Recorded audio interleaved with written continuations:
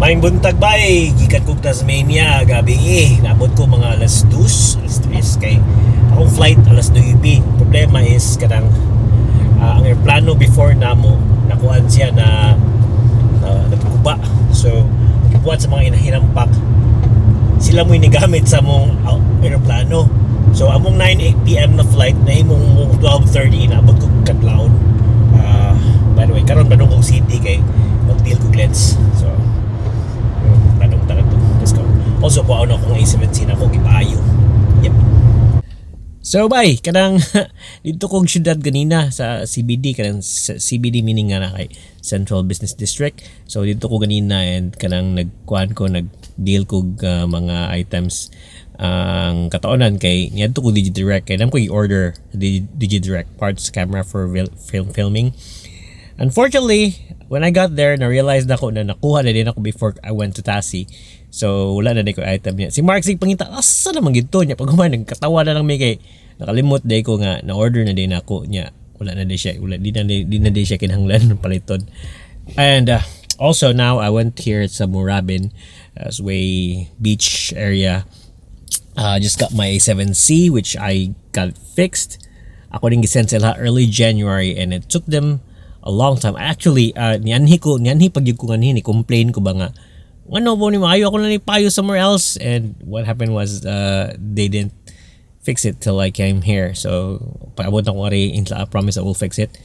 Naayo na siya, but the thing is naayo siya na ako sa Tasmania, nag-travel na ko, so fuck it. Anyway, mura na siya and mura gina siya. I need to drive home. I need to do some errands. Magkuan ko, manlaba pa ko kay ikan pa ko sa dagkamig labanon. Yeah, na ako yung mga edituno and everything else. So it's a good thing to be back here. It's nindot siya mag-travel, but the thing is it's nice to be home also and sleep in your bed. Anyway, gotta go.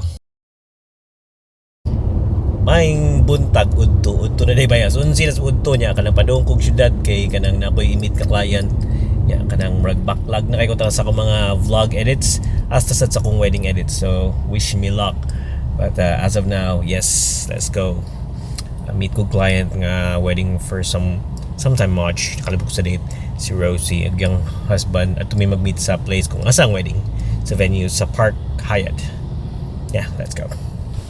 Og sa dihang nitawag ang client na ako, doon na kayo sa venue ba, diri sa asa may mag-meet. Nitawag ang client nga di daw sila pwede kay na sila gi-babysit niya. Ang problema is doon na kayo, like I'm like 5 minutes, 10 minutes away. So ginan ako siya nga, okay na. Because the thing is, mulaag lang sa Gug City, whatever, unsa. And then she told me na kanang kuan, muani na lang ko kay muday, nag-message na ako sa WhatsApp, pero di mo ko nag-check ang WhatsApp ko kay parang sa kayo get message sa WhatsApp. So she told me that kanang she'll be around here around 15 minutes, but told her no need, but manigid siya. So we'll see how this goes. Gipabibisit mo ko na sila bata karon. But anyway, nanong ko Park Hyatt, naka-parking na ako, 2-hour parking. Very good. Masulod na ako na tataod din. Anyway, magsuloy-suloy na sa Gug City rong tataod. So we'll see how this goes. Yeah.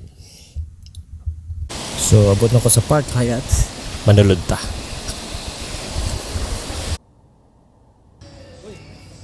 So nakita na ko si Donog si Aldin earlier sa city.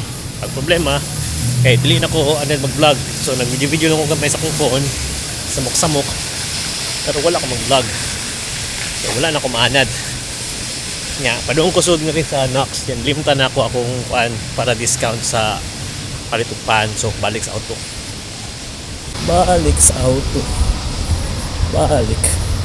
So bay, kanang man akong pahilot.